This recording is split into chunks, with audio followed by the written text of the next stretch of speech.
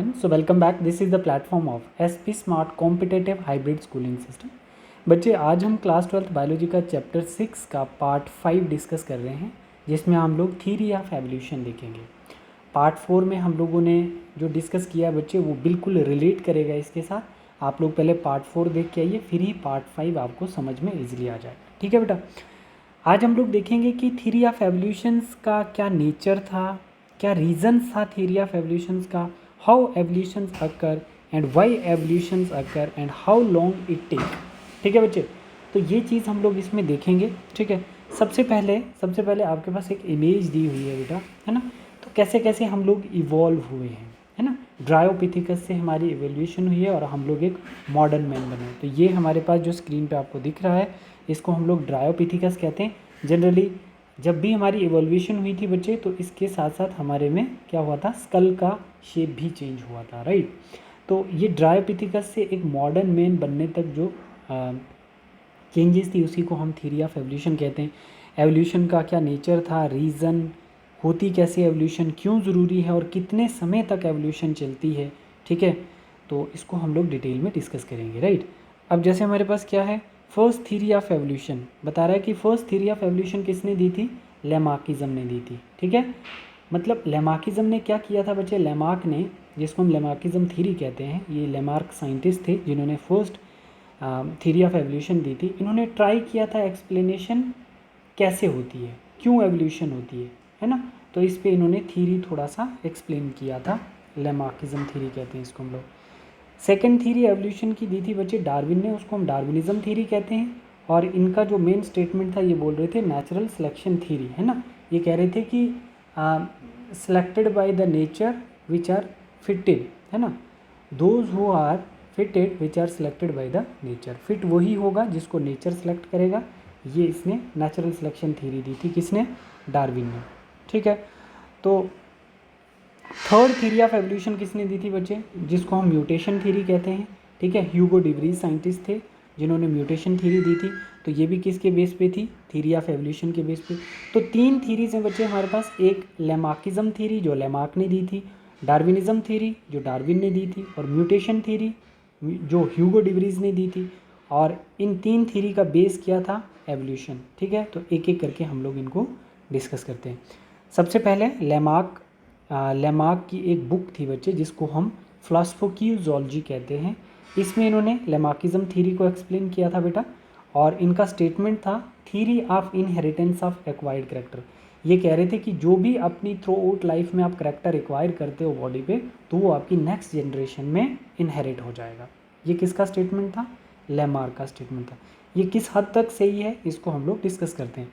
According to Lamarck theory, any character of your body acquire during life, any think of character, जो आप सोचते हैं, that you are acquire during life time. ठीक है, जो अपनी बॉडी पे आपने कोई करेक्टर एक्वायर किया होगा, तो वो आपकी नेक्स्ट जनरेशन में ट्रांसफ़र हो सकता है, इनहेरिट हो सकता है। लाइक जैसे ईयर रिंग आप लगाते हैं तो परस्विंग करते हैं ना एयर को, तो वो कह रहा है कि परस्विंग वाले एयर वाली ही जनरेशन आपकी नेक्स्ट आएगी। जैसे हम बॉडी पे टैटू बनाते हैं, तो लेमार्क के अकॉर्डिंगली हमारी जो नेक्स्ट जनरेशन होगी तो उसमें बने हुए टैटू ही आएंगे। जैसे हम बॉडी बिल्डिंग करते हैं, बॉडी बिल्डर होते हैं, तो उनके जो बच्चे होंगे वो नेचुरली बॉडी बिल्डर होंगे, ये लेमार्क कहता है। ठीक है, कहाँ तक सही है वो देखेंगे हम। Postulate of Lamarck in his book firstly philosophic zoology की, लेमार्क के कुछ इंपॉर्टेंट पोस्टुलेट थे जो फिलॉसफी की जूलॉजी में इसकी बुक में लिखे हुए थे। फर्स्ट क्या बच्चे, पहला पोस्टुलेट, चेंज इन इन्वायरमेंट। इसने बताया है कि इवोल्यूशन का एक काज इन्वायरमेंटल चेंज भी है। लाइक आप खुद सोच सकते हो कि कोविड से पहले जो लोग रहते थे वो कैसे थे और कोविड के बाद के कैसे। क्योंकि अगर कोई इन्वायरमेंट में चेंज आती है तो हमारे लाइफस्टाइल में भी चेंज आ जाती है, तो उसी को तो हम लोग इवोल्यूशन कहते हैं। जब कोविड आया था तो हमने अपनी लाइफस्टाइल में हैंड सैनिटाइज़र, मास्क, ये तो अपना एक लाइफस्टाइल बना लिया हम लोगों ने। तो ये कोविड से पहले नहीं था, है ना। तो इन्वायरमेंट में चेंज आई तो हमने भी थोड़ा सा अपने आप को इवॉल्व कर लिया। तो इन्वायरमेंटल चेंज एक मेन काज हो सकता है एवोल्यूशन का। ये पहला पोस्टुलेट है किसका, लेमार्क का। इससे रिजल्ट क्या हुआ, न्यू नीड अराइज हुई। जब हम इवॉल्व हो जाते हैं तो इससे क्या होती है, न्यू नीड अराइज होती है। देखो इन्वायरमेंट में कोई चेंज आए, मानो जैसे कोविड आ गया इन्वायरमेंट में, है ना, तो हमने मास्क, सैनिटाइज़र की नीड को इंक्रीज़ कर लिया ना बच्चे। ठीक है, तो इन्वायरमेंटल चेंज से न्यू नीड अराइज होती है। फिर थर्ड पोस्टुलेट में बोलता है कि use and disuse of organ will occur. बोल रहा है कि जिस ऑर्गन को हम जितना यूज़ करेंगे वो उतना डेवलप होगा, और जिस ऑर्गन को हम यूज़ नहीं करेंगे वो बॉडी से डिजेनरेट हो जाएगा। अच्छा, ऐसा क्या हो गया भाई? अगर ऐसा है तो हम तो फिर एज वाला कॉन्सेप्ट ही ख़त्म कर देना चाहिए। हम आइज़ को कितना यूज़ करते हैं, तो 60-70 ईयर की एज में क्या होना चाहिए, आइज़ हमारी मोर डेवलप होनी चाहिए थी। बट हम इसको गलत भी नहीं बोल सकते, क्यों? जैसे हमारे पास अपेंडिक्स होगी लार्ज इंटेस्टाइन में, तो अपेंडिक्स को आजकल लोग रिमूव भी कर देते हैं फिर भी सर्वाइव करते हैं। तो बट वो कभी पहले फंक्शनरी थी। क्यों? क्योंकि तब हम रॉ फूड खाते थे, सेलुलोज डाइजेस्ट करने के लिए अपेंडिक्स का काम होता था।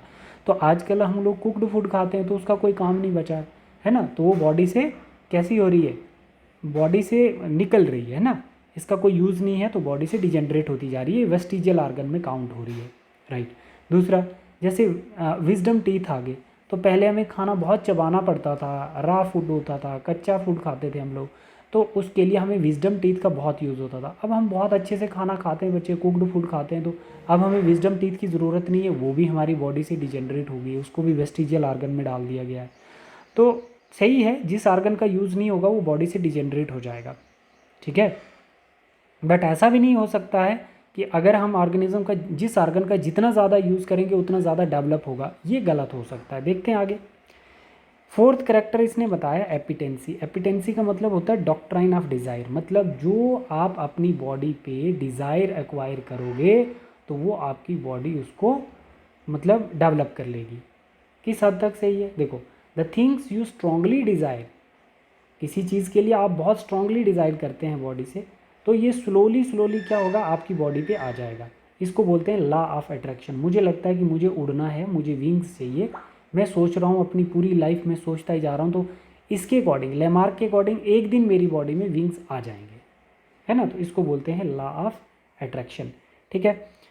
बट ऐसा होता नहीं है। फिफ्थ करेक्टर में बताया कि all the acquired old character are inheritable to the next generation. इसके अकॉर्डिंग जितने आप अपनी पूरी लाइफ में करेक्टर एक्वायर करते हो वो सारे करेक्टर आपकी नेक्स्ट जनरेशन में चले जाएंगे। लाइक जैसे मैं टैटो बना रहा हूँ तो मेरी नेक्स्ट जनरेशन जो मेरे बच्चे होंगे तो उनके ऊपर टैटो बने हुए ही आएंगे, ये इसके अकॉर्डिंग है। जैसे मैं बहुत इंटेलिजेंट हूँ मान के चलो, है ना, तो मेरे बच्चे जो हैं वो बहुत एफिशिएंट होंगे, इसके अकॉर्डिंग ज़रूरी नहीं है। अगर मैं बॉडी बिल्डर हूँ तो मेरे बच्चे भी बॉडी बिल्डर होंगे, इसके अकॉर्डिंग, क्योंकि मैंने वो करेक्टर एक्वायर किया है ना अपनी पूरी लाइफ में, तो वो ये कहता है कि वो इनहेरिट हो जाएगा, ठीक है। फिर ये कहता है कि all character combine to get accumulate to formation of new species. ये सारे करेक्टर एक्वायर होकर एक नेक्स्ट जनरेशन में क्या हो जाएगा, एक न्यू स्पीशीज़ बना देंगे, उसी को हम बोलेंगे लीड टू एवोल्यूशन, ठीक है। अब हम देखते हैं कि कितनी एग्जाम्पल्स लेमार्क के फेवर में हैं और कितनी एग्जाम्पल लेमार्क के अगेंस्ट में हैं, ठीक है। तो सबसे पहले हम लेमार्क के फेवर की बात करते हैं कि कितनी बातें आज भी सही मानी जाती हैं लेमार्क की। पहली बात, एलोंगेशन ऑफ जिराफ नेक। तो जिराफ की जो नेक थी बेटा, तो ये पहले हॉर्स की तरह थी, बट जब अर्थ पे कंपटीशन इंक्रीज़ कर गया तो देखो, जिराफ की जो नेक थी ना अर्ली एम्ब्रियोनिक स्टेज पे हॉर्स की तरह थी, ठीक है। बट जैसे जैसे अर्थ पे कंपटीशन इंक्रीज होता गया था तो जिराफ ने पत्तियों पे अपने आप को फीड करना शुरू कर दिया, प्लांट्स खाना शुरू कर दिए, ऊंचे ऊंचे वाले प्लांट्स। तो इसने अपनी नेक को इलोंगेट किया उन पत्तियों तक, तो इसकी नेक लंबी हो गई। तो ये हम किस हद तक मानते हैं, क्योंकि हमारे पास प्रूफ है कि जब जिराफ का बच्चा होता है तो वो बिल्कुल हॉर्स की तरह दिखता है, बट फिर वो आस्ता आस्ता कैसे अपनी नेक लंबी कर देता है। तो कहीं ना कहीं अगर इसने आर्गन का यूज़ किया है तो वो ग्रेजुअली इंक्रीज भी किया है, समझ आई बात। दूसरी बात, loss of limbs in snake. Loss of limbs in snake, मैंने आपको बताया था कि पाइथन स्नेक जो था उसमें हाइंड लिम्ब प्रेजेंट होते थे, बट स्नेक एक बिल में रहता था, है ना, केव्स में रहता था, उसको उस हाइंड लिम्ब का यूज़ नहीं था, और आस्ता आस्ता उसकी बॉडी से वो क्या हो गए, डिजेनरेट हो गए। तो डेफिनेट सी बात है कि जो पाइथन स्नेक होता है उसमें हाइंड लिम्स होते हैं जब वो पैदा होता है ना, जब यंग वन होता है तो उसमें होते हैं, बट लास्ट में वो बॉडी से डिजेनरेट कर जाते हैं। तो कहीं ना कहीं बात माननी ही पड़ेगी इसकी। फिर उसके बाद loss of I sites in cave dwellers. Cave dwellers कौन से होते हैं, जो केव्स में रहते हैं ऑर्गेनिजम्स, है ना, तो उनकी आइज़ लॉस हो गई। पहले तो उनकी आइज़ फंक्शनरी होती हैं, बट जब केव्स में रहने लगे, मतलब जहाँ पे कोई लाइट का कॉन्सेप्ट नहीं है, बिल्कुल अंदर अंधेरे में रह रहे, तो उन्होंने आइज़ का कोई फंक्शन नहीं देखा, तो आस्ता आस्ता उनकी बॉडी से आइज़ जो हैं वो डिजेनरेट होना शुरू हो गए, आइज़ का फंक्शन ख़त्म हो गया, ब्लाइंड ऑर्गेनिज्म आ गए। ठीक है, तो पहले ये चीज़ें फंक्शनरी होती हैं, बाद में डिजेनरेट हो जाती हैं। तो इस बेस पे हम लेमार्क को समझ रहे हैं कि इन ऑर्गेनिज्म ने इन ऑर्गन का यूज़ किया है। अगर ऑर्गन का यूज़ करते हैं तो वो फंक्शनरी होता है, अगर ऑर्गन का डिसयूज़ करते हैं तो ऑर्गन बॉडी से डिजेनरेट हो जाते हैं, है ना। एक और example, development of webs in aquatic birds. जो डक होती है उसकी जो क्या होती हैं, डक्स की जो हाइंड लिम्स होती हैं, तो उनके बीच में ये जो देख रहे हो ना, इनको हम वेब बोलते हैं। तो ये कब डेवलप होती हैं, जितनी ज़्यादा वो स्विम करेगी ना उतनी ज़्यादा ये डेवलप होती हैं। तो यूज़ कर रही है ये ऑर्गन का, पहले तो इसमें होती नहीं है ना। Dares become a fast runner, ये एग्जांपल है। मतलब आप मुझे बताओ, जब डेयर पैदा होता है तो उस समय वो बहुत बहुत आस्ता आस्ता चल रहा था, वो थोड़ी इतना तेज़ भाग पाता है, बट उसने टाइगर से बचने के लिए अपनी ऑर्गन का यूज़ किया है ना। More use tetrapoda and more developed हो गया, अब वो टाइगर के बराबर दौड़ रहा होता है ना बच्चे। ठीक, तो ये थे इसके फेवर में जो बातें माननी पड़ती। बट अब अगेंस्ट में लेमार्क के जो एग्जांपल हैं जो उसको फेवर नहीं करती हैं, all acquired character are not inheritables, है ना। ज़रूरी नहीं है बच्चे कि children of scholar are not unnecessarily scholar, है ना। स्कॉलर का बच्चा स्कॉलर नहीं हो सकता है, और ज़रूरी नहीं है कि ब्लैक स्मिथ जो है बच्चे, उसका बच्चा भी कैसा हो जाएगा, बाइसेप्स वाला। ब्लैक स्मिथ ना, वो जिसको हम लोहार बोलते हैं ना, तो उसके बाइसेप्स बहुत अच्छे होते हैं क्योंकि वो बहुत हार्ड वर्क कर रहा होता है।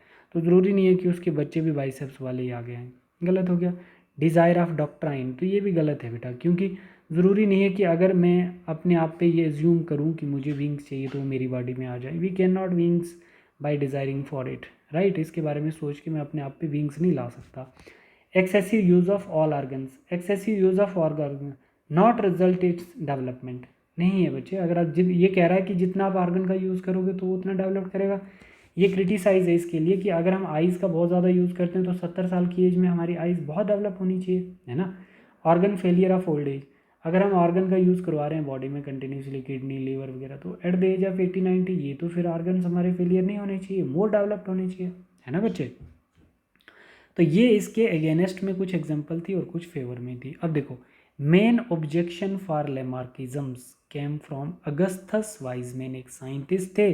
इन्होंने सबसे इम्पोर्टेंट जो ऑब्जेक्शन लगाई थी इनके काम पे, कैसे, इन्होंने अगस्थस वाइजमैन ने डिकॉडलाइजेशन एक्सपेरिमेंट किया था रैट पे। डिकॉडलाइजेशन, कॉडल होती है टेल, और डिकॉडलाइजेशन का मतलब माइस के अंदर टेल काट काट के एक्सपेरिमेंट करता था। कैसे, इसने क्या किया था, cutting off tail mice inherited to the next generation up to 21 years but not possible. ठीक है, क्या करता था, इसने 21 साल तक क्या किया था, माइस की टेल कट करता था, फिर मेल माइस की टेल कट करता था, फीमेल माइस के साथ उसको क्या करता था, ब्रीड करवाता था, है ना, इंटरब्रीड करवाता था, और फिर देखता था कि जनरेशन कैसी है। वो तो टेल वाली जनरेशन आती थी वहाँ पे। तो लेमार्क क्या कहता था, कटी हुई टेल वाला ही आएगा ऑफस्प्रिंग नेक्स्ट जनरेशन में, अगर पहली जनरेशन में टेल कटी हुई होगी तो। समझ आई बात। बट इसने 21 साल तक एक्सपेरिमेंट किया, क्या करता था, सोमेटोप्लाज्म में और जर्म प्लाज्म में भी इसने ये देखा था। ठीक है, सोमेटोप्लाज्म वो होता है जो बॉडी के सेल होते हैं, जर्म प्लाज्म वो होते हैं जो गोनेडल सेल्स होते हैं। बट उसको ये एक्सपेरिमेंट नहीं आया था, जिसकी वजह से लेमार्क का एक्सपेरिमेंट फेल हो गया था, है ना। अगर कटी हुई टेल वाले माइस आते तो फिर लेमार्क सक्सेस होता, बट कटी हुई टेल वाले माइस नहीं आए थे, जिसकी वजह से लेमार्क का कॉन्सेप्ट यहाँ पे फेल हो जाता है। Augustus Weismann theory of continuity of germ plasm, इसकी थ्योरी थी, theory of continuity of germ plasm.